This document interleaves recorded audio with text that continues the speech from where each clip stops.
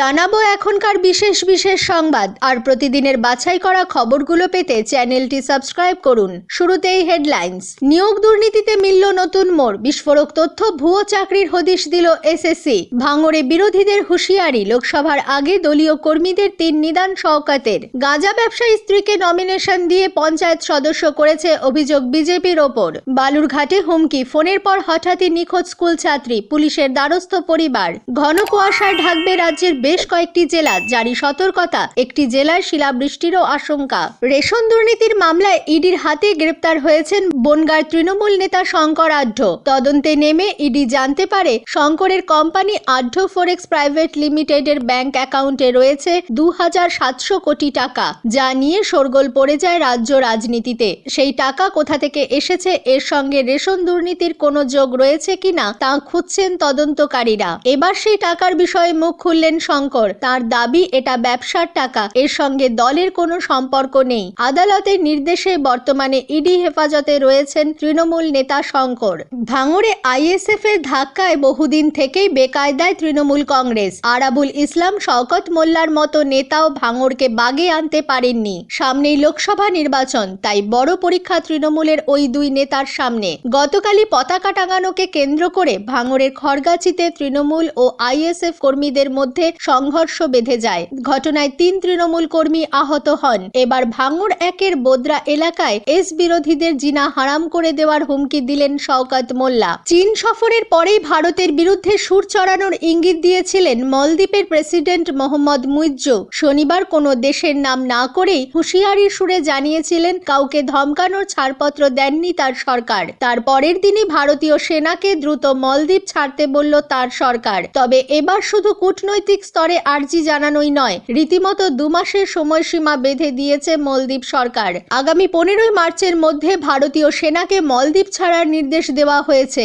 সংবাদ সংস্থা পিটিআই এর তরফে এই খবর পাওয়া গিয়েছে। 22 জানুয়ারি অযোধ্যায় রাম মন্দিরের উদ্বোধন। ওই দিনটিতে নিজেদের উপস্থিতি সবাইকে জানান দিতে মাথাভাঙ্গায় রামকে কেন্দ্র করে পদ্ম ও ঘাসফুল শিবিরের তরফে প্রত্যক্ষ ও পরোক্ষভাবে নানা কর্মসূচি নেওয়া হয়েছে। এবারে আলিপুরদুয়ারও তাতে সামিল। তবে আলিপুরদুয়ারের ক্ষেত্রে আলাদা বিষয় বলতে এখানে রাম নন, নজরে হনুমান। তৃণমূল কংগ্রেসের আলিপুরদুয়ারের টাউন ব্লক সভাপতি দীপ্ত চট্টোপাধ্যায় বড়বাজার সংলগ্ন এলাকায় একটি হনুমান মন্দির গড়েছেন। রাজস্থান থেকে শ্বেত পাথরের হনুমান মূর্তি এনে 17 জানুয়ারি ওই মন্দিরে প্রতিষ্ঠা করা হবে। এই উপলক্ষে 17 থেকে 22 জানুয়ারি নানা অনুষ্ঠানের আয়োজন করা হয়েছে। 17 তারিখ 10,000 লাড্ডু বিতরণের পাশাপাশি 20,000 মানুষকে বসিয়ে ভোগ খাওয়ানোর উদ্যোগ নেওয়া হয়েছে। গোর্খা জনমুক্তি মোর্চা প্রধান বিমল গুরুং পাহাড়ের উন্নয়নে সকলকে এক হয়ে কাজ করার আহ্বান জানিয়েছেন। কার্শিয়াংয়ের বিজেপি বিধায়ক বিষ্ণুপ্রসাদ শর্মার পাশে দাঁড়িয়ে তিনি বলেন, আগামী সময়ে কোনো সমস্যা হলে শ্রী শর্মার সঙ্গে তিনি আলোচনা করবেন বলে জানান। পাশাপাশি উত্তরবঙ্গকে পৃথক রাজ্য করার দাবি তুলেছেন বিমল গুরুং। দ্রুত কেন্দ্রীয় কমিটির বৈঠকের পর পরবর্তী কর্মসূচি নেওয়া হবে। 2024 লোকসভা নির্বাচনে পাহাড়ের ইস্যুকে কাজে লাগিয়ে রাজনীতি করা উচিত নয় বলে মন্তব্য করেন তিনি। তবে মোর্চার অবস্থান চূড়ান্ত হয়নি বলেও তিনি জানিয়েছেন। হুমকি, ফোনের পর হঠাৎই নিখোঁজ স্কুল ছাত্রী। রবিবার সকাল থেকেই ওই নাবালিকার কোনো খোঁজ মিলছিল না বলে অভিযোগ। এ নিয়ে পুলিশের দ্বারস্থ হয়েছে পরিবার। বালুরঘাট ব্লকের শালগ্রাম এলাকার ঘটনা। পরিবারের অভিযোগ, গত কয়েকদিন ধরেই হুমকি ফোন আসছিল। এর মধ্যে এদিন সকাল থেকে ওই নাবালিকার কোনো খোঁজ মিলছে না। বিষয়টি নিয়ে ইতিমধ্যেই বালুরঘাট থানার দ্বারস্থ হয়েছেন পরিবারের লোকজন। বিষয়টি গুরুত্ব সহকারে দেখা হচ্ছে বলে জানিয়েছে পুলিশ। ভারত জোড়ো যাত্রা করে জাতীয় রাজনীতিতে তাক লাগিয়ে দিয়েছিলেন কংগ্রেস নেতা রাহুল গান্ধী। ওই কর্মসূচিতে তাঁর সঙ্গে পা মিলিয়েছিলেন হাজার হাজার মানুষ। এবার রাহুলের নতুন কর্মসূচি ভারত জোড়ো ন্যায় যাত্রা শুরু হলো মণিপুর থেকে। রবিবার থৌবাল জেলা থেকে এই যাত্রা শুরু হয়েছে। এই রাজ্যে মোট 100 কিলোমিটার পথ হাঁটবেন রাহুল। লোকসভা নির্বাচনের আগে এটাই কংগ্রেসের বড় জনসংযোগ যাত্রা। কংগ্রেসের 67 দিনের লম্বা কর্মসূচি রয়েছে বলে খবর। আসছি আবহাওয়ার খবরে। বঙ্গবাসীর আশা পূরণ করে সংক্রান্তির আগে রাজ্যে ফিরেছে সেই চেনা শীত। আগামী 2 দিন রাতে তাপমাত্রার খুব একটা হেরফের হবে না বলেই জানিয়েছে আবহাওয়া দফতর। প্রবল শীতের সঙ্গে সোমবার ভোগান্তি বাড়াতে পারে ঘন কুয়াশা। উত্তরের প্রায় সব জেলা এবং দক্ষিণের কয়েকটি জেলা মুখ ঢাকবে কুয়াশায়। তার জেরে সমস্যায় পড়তে পারেন সাধারণ মানুষ। পরের সপ্তাহে বৃষ্টির পূর্বাভাসও রয়েছে প্রায় সব জেলায়। উত্তরের এক জেলায় হতে পারে শিলাবৃষ্টি। আলিপুর আবহাওয়া দফতর জানিয়েছে, রাজ্যে উত্তর থেকে দক্ষিণে আগামী দুদিন সর্বনিম্ন অর্থাৎ রাতের তাপমাত্রার হেরফের হবে না। তারপরের 2 থেকে 3 দিন রাতের তাপমাত্রা 2 থেকে 4 ডিগ্রি সেলসিয়াস বৃদ্ধি পেতে পারে। হাওয়া অফিস বলছে, পুরুলিয়ায় শৈত্যপ্রবাহের সম্ভাবনা রয়েছে। সোমবার জারি করা হয়েছে হলুদ সতর্কতা। গঙ্গাসাগর যাওয়ার পথে পুরুলিয়ার কাশীপুরে উত্তরপ্রদেশে সাধুদের ওপর হামলায় অভিযুক্ত আরও একজনকে গ্রেপ্তার করল পুলিশ। ঘটনার পর থেকেই সে গা ঢাকা দিয়েছিল। ধৃতের নাম রবীন্দ্রনাথ বাউরি ওরফে বাবু। সে কাঠের টুকরো দিয়ে সাধুদের মারধর করে বলে অভিযোগ উঠেছে। সেই ভিডিও দেখে তাকে চিহ্নিত করে গ্রেপ্তার করে পুলিশ।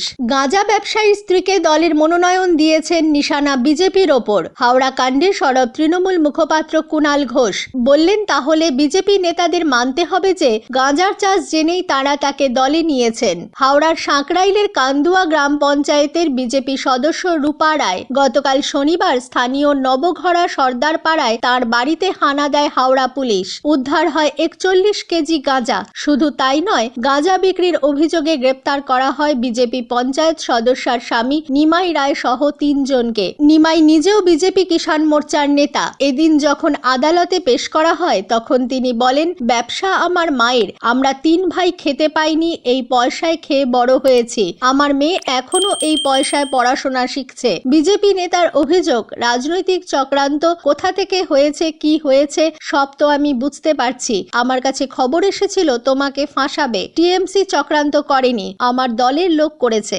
রাজনৈতিক বিতর্কের ছোঁয়া এড়াতে পারল না শিলিগুড়ি বয়েজ হাই স্কুলে ছাত্রদের পুনর্মিলন অনুষ্ঠান। তাতে আমন্ত্রণ না পাওয়ার অভিযোগ তুলে ক্ষোভ উগরে দিলেন শিলিগুড়ির বিধায়ক তথা শিলিগুড়ি বয়েজের প্রাক্তন ছাত্র শঙ্কর ঘোষ। পুনর্মিলন অনুষ্ঠানেও রাজনীতি করে বেছে বেছে তৃণমূল ঘনিষ্ঠদের ডাকার অভিযোগ তুলে তিনি আমন্ত্রিতদের একটি তালিকা প্রকাশ করেছেন। বিধায়কের দাবি, শিলিগুড়ির মেয়র, ডেপুটি মেয়র, 9 জন মেয়র পরিষদ, 5 জন বড় চেয়ারম্যান, এসজেডি এর চেয়ারম্যান, শিলিগুড়ি মহকুমা পরিষদের সভাপতি, শিলিগুড়ি প্রাথমিক বিদ্যালয় সংসদের প্রাক্তন চেয়ারম্যান সুপ্রকাশ রায় সহ অনেকের নাম সেই তালিকায় রয়েছে। অথচ শহরের বিধায়ক এবং প্রাক্তনী হিসাবে কেন পুনর্মিলন কমিটি তাকে ডাকলো না, সেই প্রশ্ন তুলেছেন শঙ্কর। এসএসসি নিয়োগ দুর্নীতিতে বিস্ফোরক তথ্য।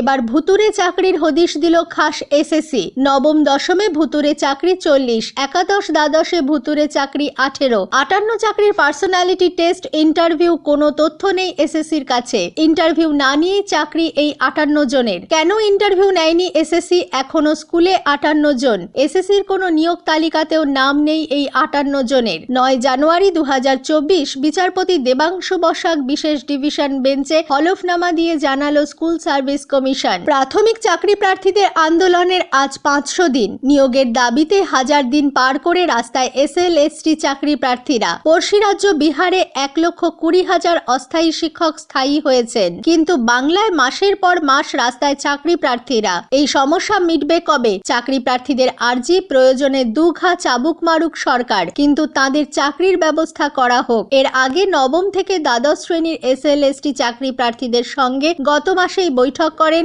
শিক্ষামন্ত্রী ব্রাত্য বসু। নবম থেকে দ্বাদশ শ্রেণীর এসএল/এসটি চাকরি প্রার্থীদের সঙ্গে গত মাসেই বৈঠক করেন শিক্ষামন্ত্রী ব্রাত্য বসু। সকলের প্রশ্ন ছিল 2 ঘন্টার বৈঠক শেষে তবে মিটল দীর্ঘদিনের জটিলতা। পুরোপুরি না কাটলেও সরকারের তরফে আশার আলো দেখতে পেয়েছেন এসএল/এসটি আন্দোলনকারীর দল। এইভাবে ঘন ঘন কমিউনিকেশন দুই তরফে চলতে থাকলে যে দ্রুত সমস্যার সমাধান মিলবে, এ নিয়ে প্রকাশ্যে দাবি করেন আন্দোলনকারীরা এবং একই সুর কুণাল ঘোষ তথা শিক্ষামন্ত্রী ব্রাত্য বসুর। কংগ্রেস ছাড়ার কথা ঘোষণা করেছিলেন সকালে। দুপুরের মধ্যে শিবসেনার একনাথ শিন্ডে গোষ্ঠীতে আনুষ্ঠানিকভাবে যোগ দিলেন মিলিন্দ দেওরা। দলীয় গৈরিক পতাকা হাতে তুলে নিয়ে তাকে দলে স্বাগত জানান মহারাষ্ট্রের মুখ্যমন্ত্রী একনাথ শিন্ডে। ঘটনাচক্রে রবিবারই মণিপুর থেকে ভারত জোড়ো ন্যায়যাত্রা শুরু করেছেন কংগ্রেস নেতা রাহুল গান্ধী। এই প্রেক্ষাপটে মিলিন্দের দলবদলকে তাৎপর্যপূর্ণ বলে মনে করা হচ্ছে। ইন্ডিয়া জোটের দলগুলির আসন ভাগাভাগি নিয়ে আগে থেকেই সমস্যার একটা আশঙ্কা ছিল। এবার তা কি মাথাচাড়া দিয়ে উঠল? আসন রফা নিয়ে কংগ্রেসকে তীব্র কটাক্ষ করলেন অভিষেক বন্দ্যোপাধ্যায়। টুইট করে অভিষেকের দাবি, অসমের মতো জায়গায় এনসিএইচসির ভোটে কংগ্রেসের থেকে বেশি ভোট পেয়েছে তৃণমূল কংগ্রেস। যাদের পা মাটিতে শক্ত নয় তারা তাড়া ধরতে চাইছে। বিষয়টা এমনই। অভিষেকের এই মন্তব্য নিয়ে জোট জটিলতা বাড়বে বলেই মনে করছে রাজনৈতিক মহল। করোনার পরে এবার এসে গেল নিপা ভাইরাসের ভ্যাকসিনও এবং হয়ে গেল মানবদেহে তার প্রথম পরীক্ষাও। চিকিৎসা বিজ্ঞানের ইতিহাসে এটা এক যুগান্তকারী ঘটনা যে ব্রেন সোয়েলিং নিপা ভাইরাস সমস্ত পরীক্ষা নিরীক্ষার শেষে এবার হিউম্যান টেস্টিং ফেজে প্রবেশ করলো। এই টিকার অক্সফোর্ড ট্রায়ালের আওতায় প্রথম টিকাটি শরীরে গ্রহণ করলেন সমীক্ষায় অংশগ্রহণকারী এক ব্যক্তি এবং সৃষ্টি করলেন ইতিহাস। স্থানীয় সংবাদ শেষ হলো।